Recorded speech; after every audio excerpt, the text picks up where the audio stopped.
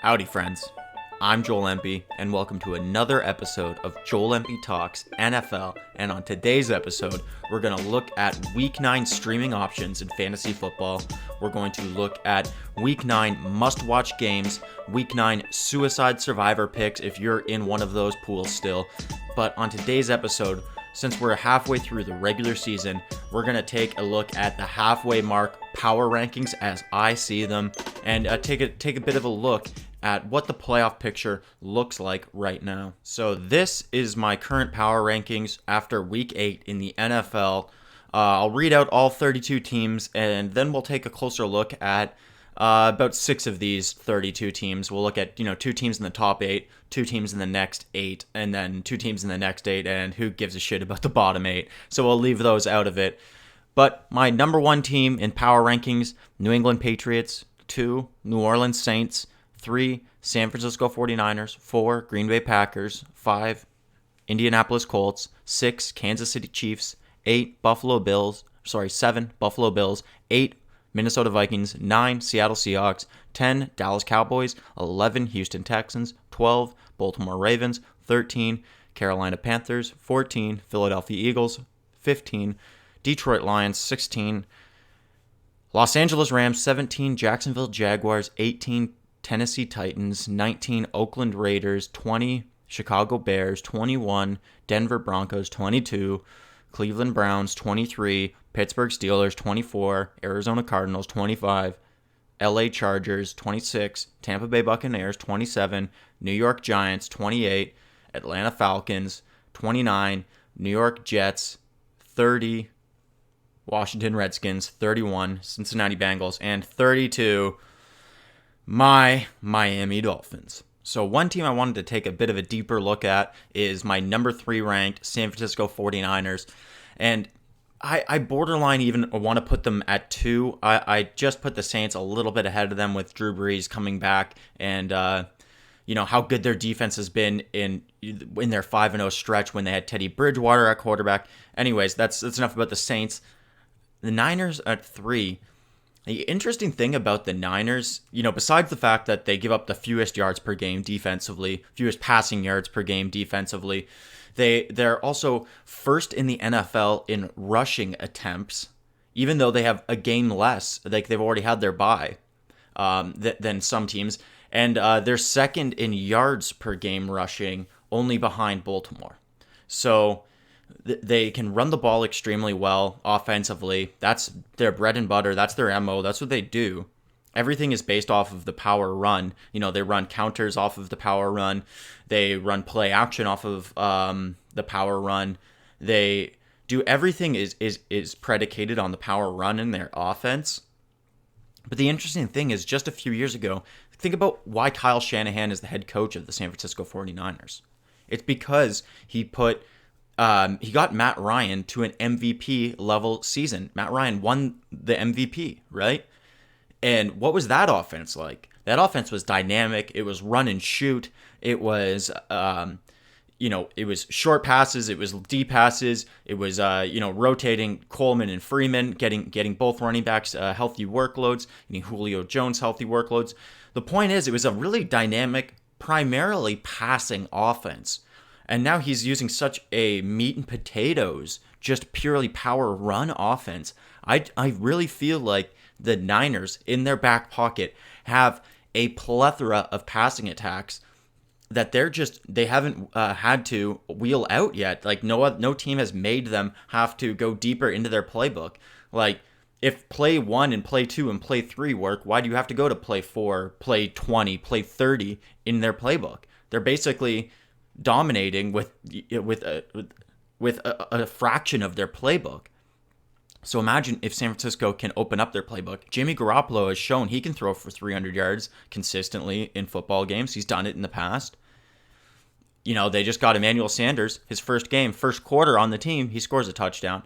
I just wonder if down the stretch, the Niners open up their playbook a little bit more and they become even more dominant. I think the Niners are a legitimate threat in the NFC. I don't think that's a bold statement anymore.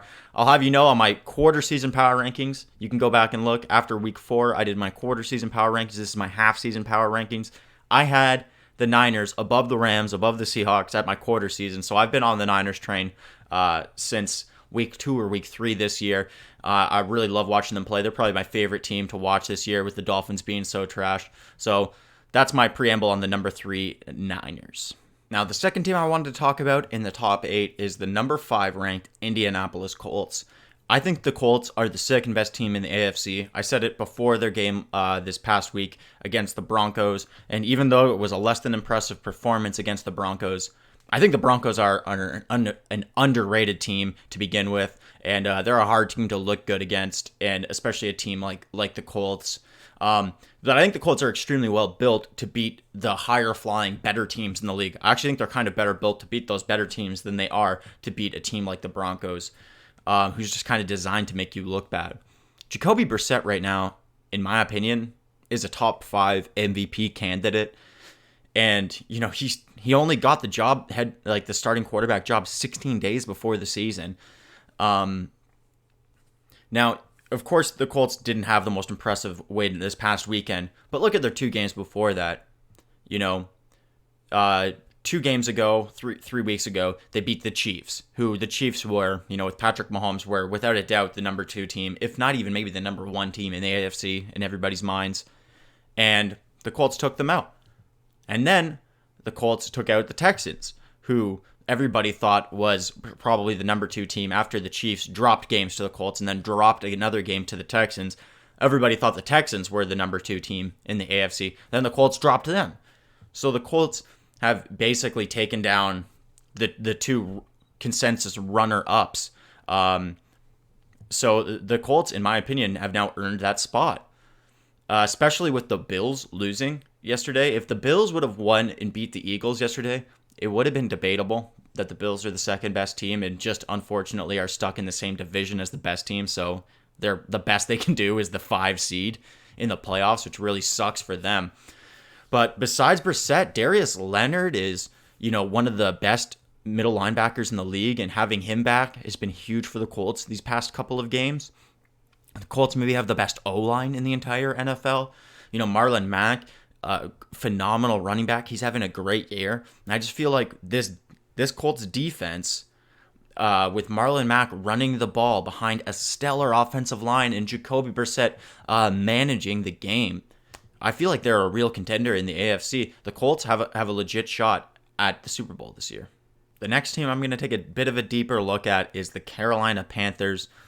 Now, boy, was I wrong. This past weekend, I thought the Panthers had a legit shot to upset the Niners and hand them their first loss. Boy, is that egg on my face right now. I mean, the Niners just proved that they are, without a doubt, one of the elite teams. But I'm not ready to sell the Panthers based off of that loss.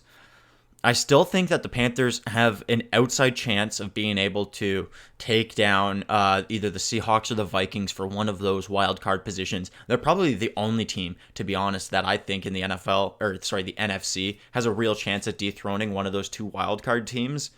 And why do I think that? Why do I have so much faith in the Panthers? You know, here's why. Kyle Allen, game managing quarterback. He had his first L of the season.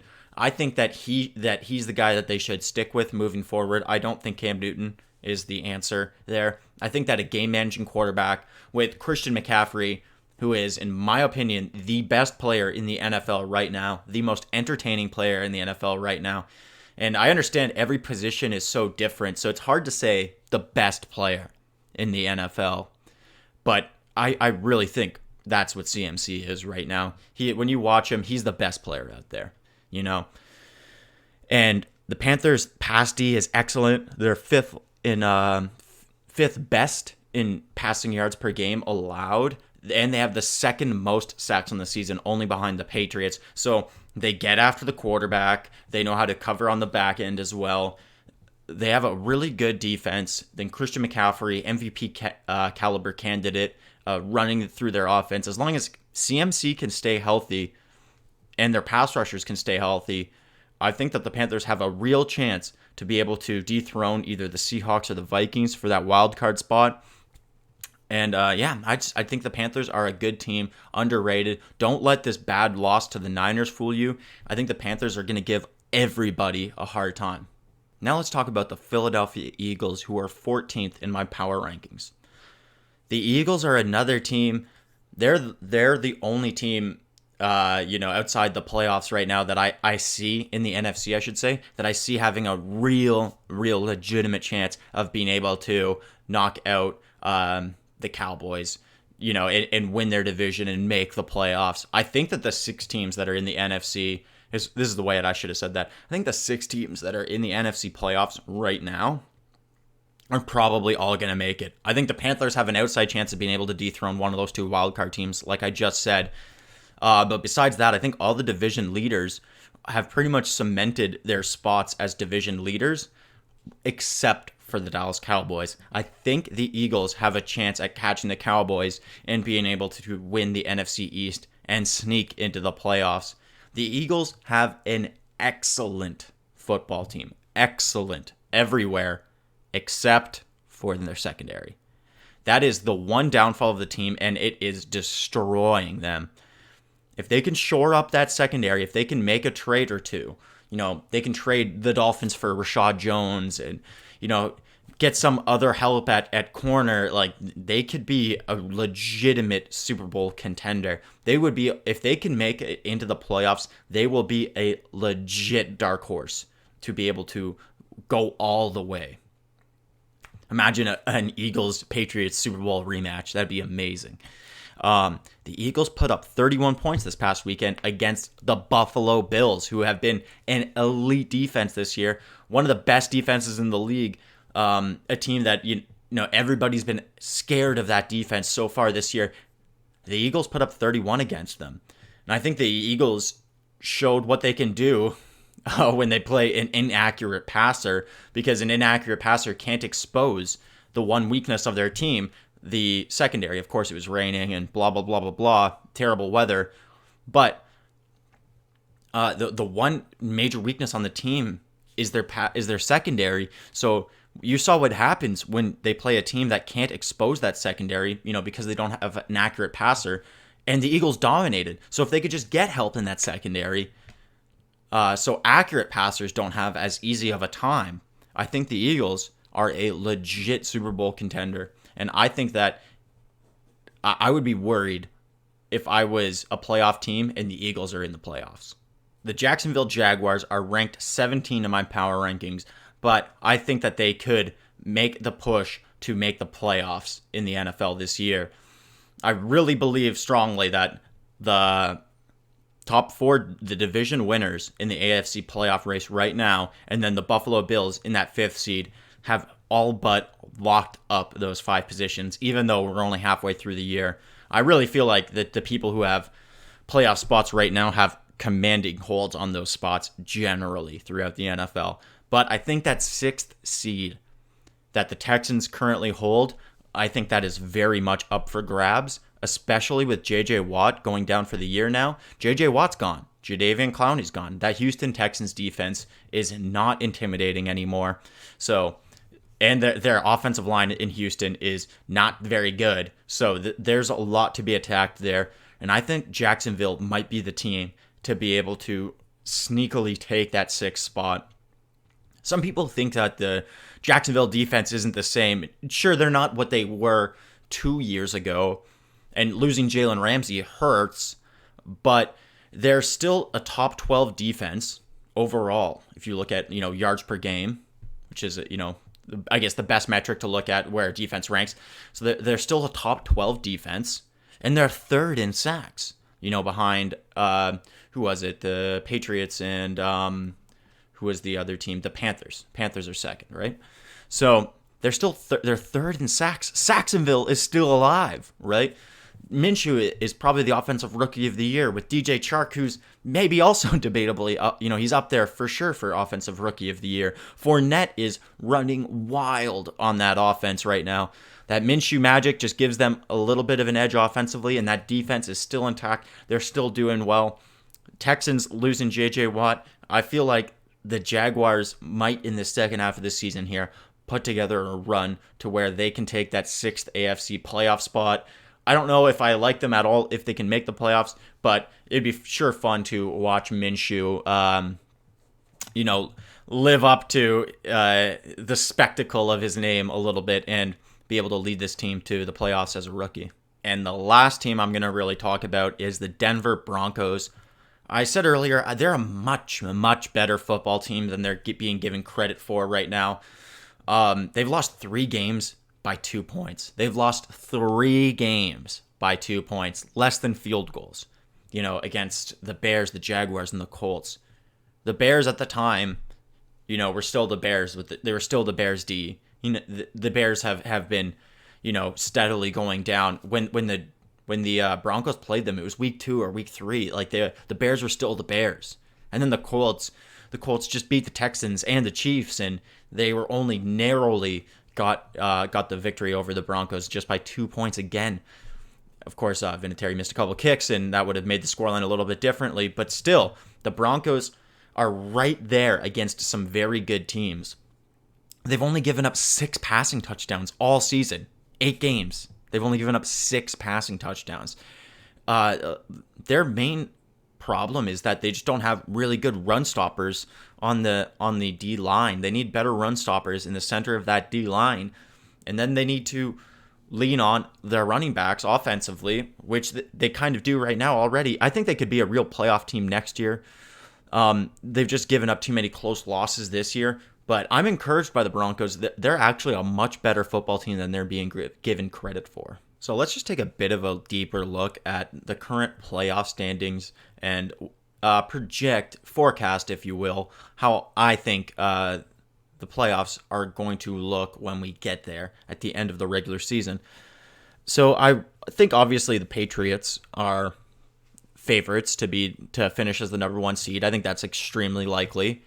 Between the Colts and the Chiefs, I think one of those two is going to be in the 2nd seed. I'm not sure which. The Chiefs have a really important game this weekend to determine where they might finish in that race. But I think that the teams, the Patriots, the Colts, the Chiefs, and the Ravens are shoo-ins basically to win their division. The Ravens, I'm not worried about the Steelers or not worried about the Browns anymore. I was worried about the Browns for a minute, but definitely not anymore. The Chiefs, I'm not worried about the Raiders being able to win that division. Although I think the Raiders could sneak in at the 6th seed. We'll get to that in a second. And then the Bills, I think, have a commanding hold on that 5th seed.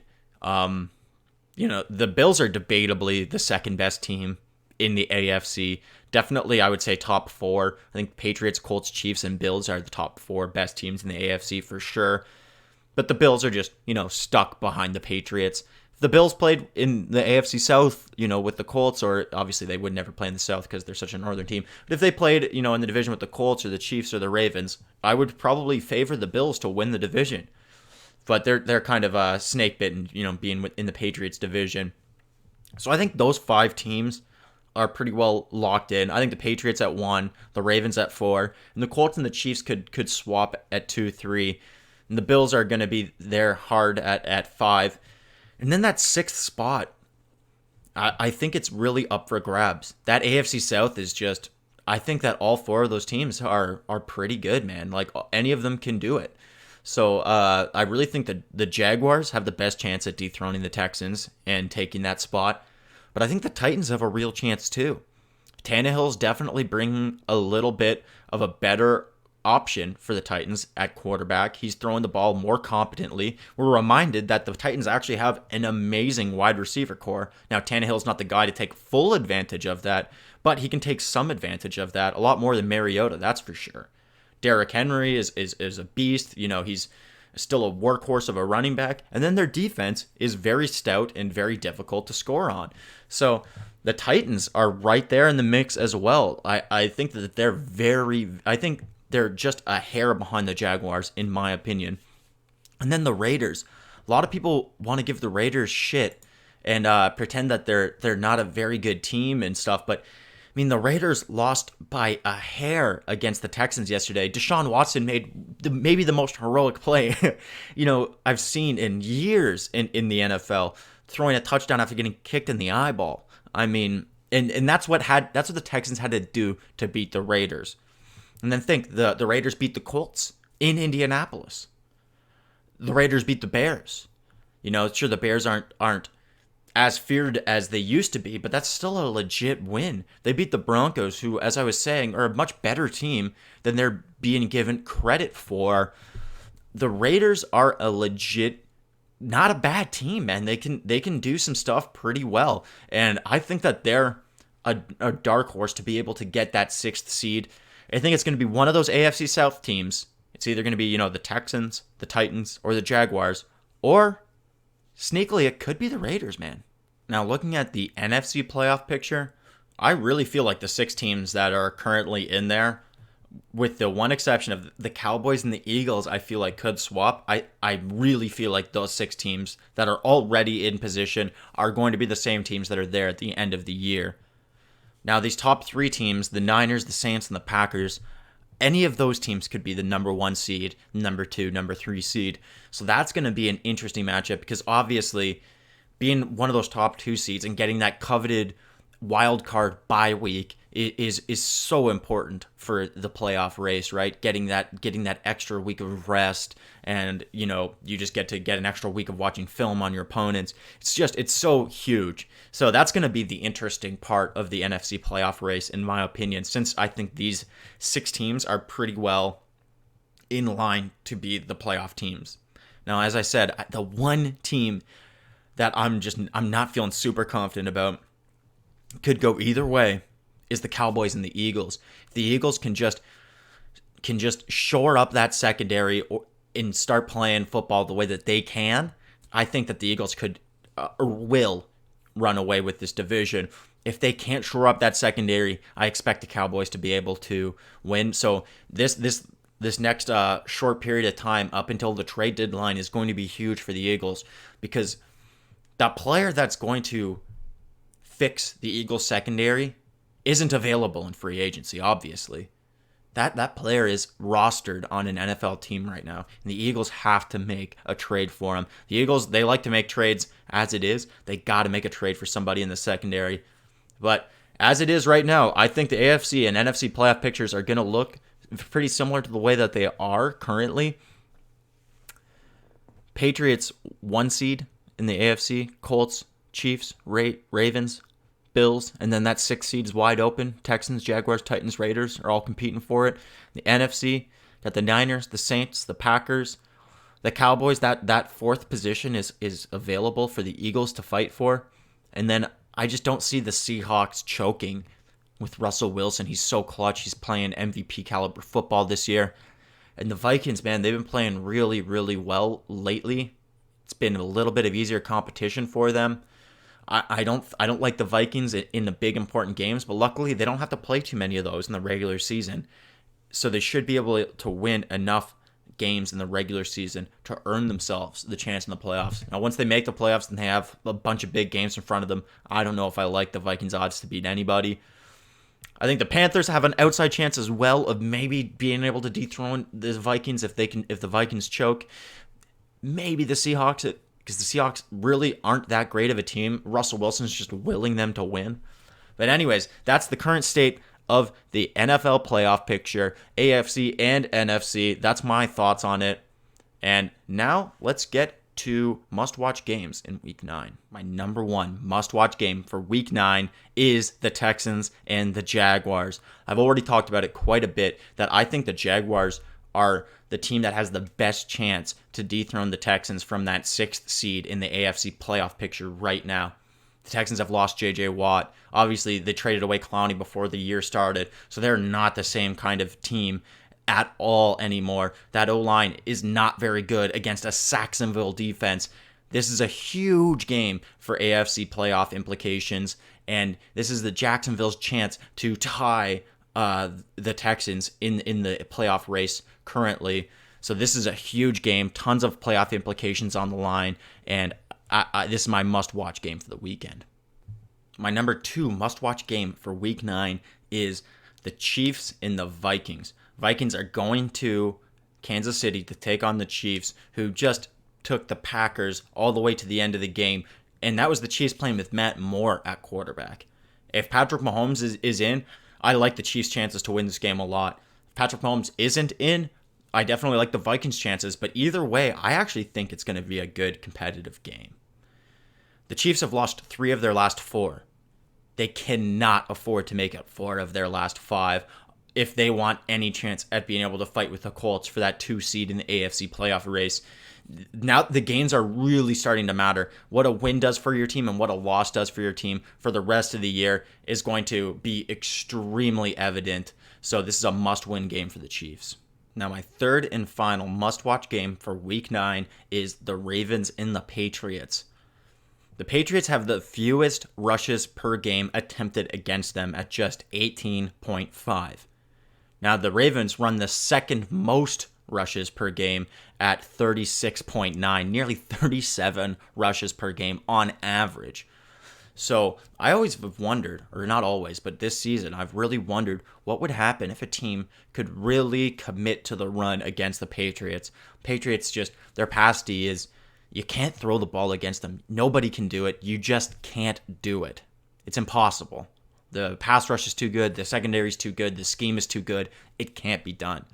But the Patriots has shown that in really tough matchups, like against the Bills, or even in bad weather this past weekend, their offense isn't infallible. Their offense, isn't indestructible in the same way that their defense is. Their offense can struggle in certain situations. So if the Ravens can play the best defense that they've played all year, and they commit to that run the way that they've been committing all year, we could see an interesting matchup here. We could see the Patriots take their first L of the season. I'm not necessarily going to bet that way or think that that's the likeliest outcome, but it is prime time.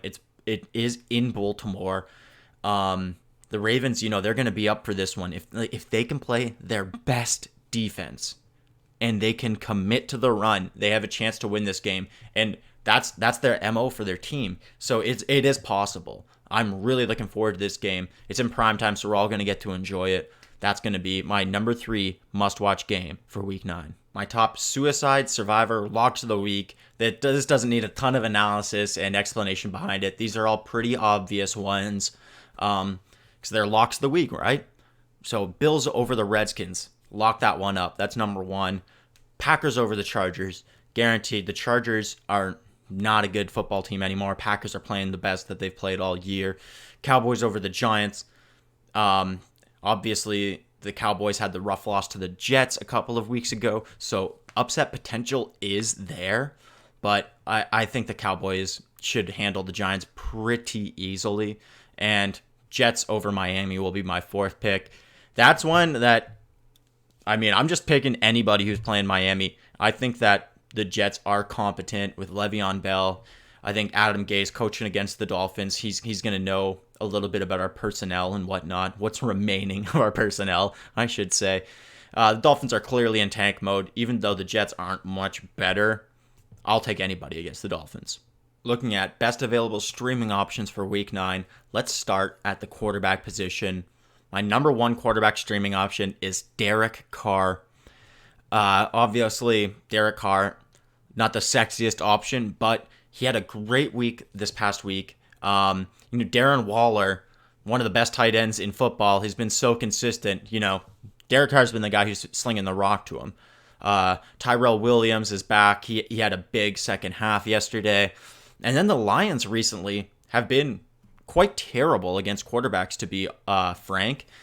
They, think about this past week to the Giants. They gave up 4 touchdowns, I believe, to Daniel Jones. They gave up a huge week to Kirk Cousins, who obviously has been up and down in terms of his aptitude at the quarterback position. Big game to Aaron Rodgers. The point is, this Lions D has been giving up a lot of points, really hemorrhaging points to the quarterback position recently. The Raiders have a home game. Derek Carr's looked a bit better recently. He's not owned hardly at all. So if you need a quarterback streaming option for this week, if you're a Mahomes owner and Mahomes still isn't back, you need an option this week, I think Derek Carr is a pretty decent option. Now, if you didn't like my option 1 of Derek Carr as your streaming quarterback for Week 9, you are really not going to like option 2, and that's Mitchell Trubisky. Now, I know what you're thinking. Trubisky is literally ranked the 32nd best starting quarterback in the NFL right now. which is probably accurate, to be honest. Probably accurate, as sad as that is. But this Philadelphia Eagles secondary is that exposable. Remember the upside of Mitch Trubisky last year, the one game when he had 6 touchdowns, or earlier this year where he had 3 touchdowns against, who was that? Against Washington. Obviously, Washington, terrible pass defense. So is the Eagles, right? That 3 touchdown upside is absolutely there when you take on the Eagles. Allen Robinson, top 10 wide receiver in the NFL. He's still getting targets. You know, they've got playmakers on that Bears offense. That Bears offense should be good. It's just the quarterback that can't get it done. But when you're taking on a secondary as bad as the Eagles, and you have the past history of Trubisky having competent fantasy performances, I just think that this could be the intersection point where you could actually play Mitchell Trubisky in fantasy football in 2019 and actually get some good production and actually feel good about it. This is your chance. So if you're looking for the chance to play Mitch, if you need a guy, he's going to be available because everybody is sick and tired of the Bears, period. So he's going to be available. So do you have the courage to play him? If I needed a quarterback this week, I would. Now the bane of everybody's fantasy football existence in 2019, streaming tight end options. If you don't have one of the best tight ends, even if you have one of the best tight ends like Zach Ertz, you're disappointed. You know, even Travis Kelce, he had a big week this last week, but he's been disappointing, you know, throughout the season. Yeah, if you had Darren Waller, you're happy. Sure, there's very few guys at tight end that are actually making people happy regularly. And one of the reasons why Zach Ertz isn't, and Zach Ertz owners aren't very happy very often is because of Dallas Goedert, who's my number 1 tight end streaming option. You have to just face the facts that teams key in on Zach Ertz big time. The targets are still there for Ertz mostly, but teams play, you know, Ertz is the number 1 passing threat on that offense. So teams' defenses really key in on him. And the main beneficiary of that is Dallas Goedert. We're seeing him get the red zone targets while teams are nervous to stop Zach Ertz and Alshon Jeffrey from being able to get receiving touchdowns. Dallas Goedert's just going untouched, you know, uncovered in the end zone. Goddard's a real talent, and he's got consistent touchdown upside. The Bears, I know you think that they've got a good defense. Their defense is it's still good, obviously, but it's on the down slope, and they give up the 11th most points per game to tight ends. Tight end is probably the most exposable position group against that Bears defense. So I like Dallas Goedert this week. He's got that touchdown upside. He's a highly skilled player. That's my number 1 tight end choice. My second choice for tight ends is Jonnu Smith. The only reason why he's not my first is because I'm not sure the exact extent of Delanie Walker's injury currently. I haven't seen an exact report or timetable for his return. If Walker's out, Jonnu Smith is basically like a must start at tight end. You know, he's going to be a top 12 guy in rankings very consistently as long as Delanie Walker's out. So the nice thing about Jonnu Smith is you can pick up a guy who's a guy that you can, at least right now, the way that we're forecasting it, he's a guy that you can reliably start until Walker returns.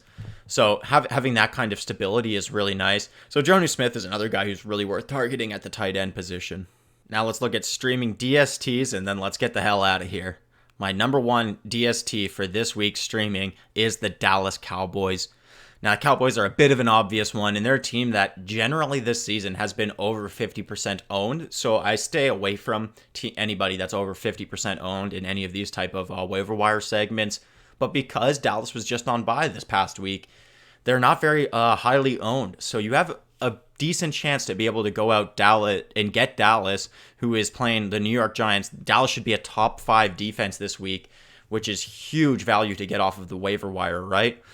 The Cowboys are the 11th ranked defense so far this season, and they're taking on the 3rd worst offense in terms of fantasy production against them in the New York Giants. So there's a lot of points to be had in this game. The Cowboys in their most recent game just put up 16 fantasy points against the Philadelphia Eagles, which are obviously a much, much better team than the New York Giants.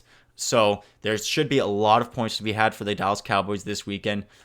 they should be available because they were on bye last week, so most people probably dropped them. So go check your waiver wire. They should be your number one defensive ad if available. My number 2 DST streamer for the week is the Denver Broncos. They're taking on the Cleveland Browns, who don't have an offensive line. The Broncos are very good at rushing the passer, obviously, with Von Miller and, the Vic Fangio defense. They give up, obviously, very few passing touchdowns. They've only given up 6 passing touchdowns in 8 games so far this season. The turnovers are going to be there against Baker Mayfield, who likes to turn the ball over. The sacks are going to be there. The Browns O-line that can't protect Baker for his life. So multiple sacks, multiple turnovers in this game for the Broncos, in my estimation. That makes them an extremely startable option in Week 9. Now for my final DST streamer for Week 9, it's actually 2 teams. It's the Jets, who are playing the Dolphins. That I told you last week to go get the Jets in anticipation of them playing the Dolphins next week, because the Jets obviously last week had to play the Patriots, so they weren't going to be a very highly owned team coming off of losing to the Patriots, right?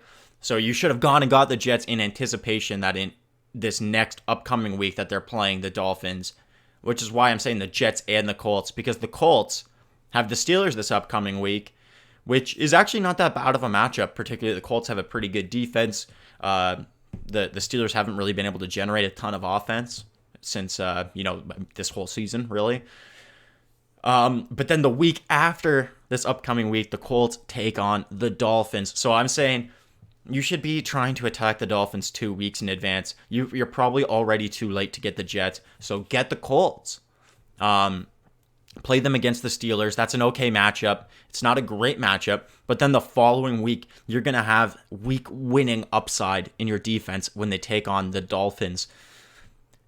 You need to attack the Dolphins offense because the Dolphins are that bad all around. They are the only team that is really, really that bad. The Jets are also pretty bad, but they're not quite that bad. With Lev Bell, they actually have some offensive playmakers. Robbie Anderson, as long as he's there, he might be gone soon, though. And then you think about the Bengals and the Redskins. They're the other, worst teams in the league, along with the Dolphins and the Jets.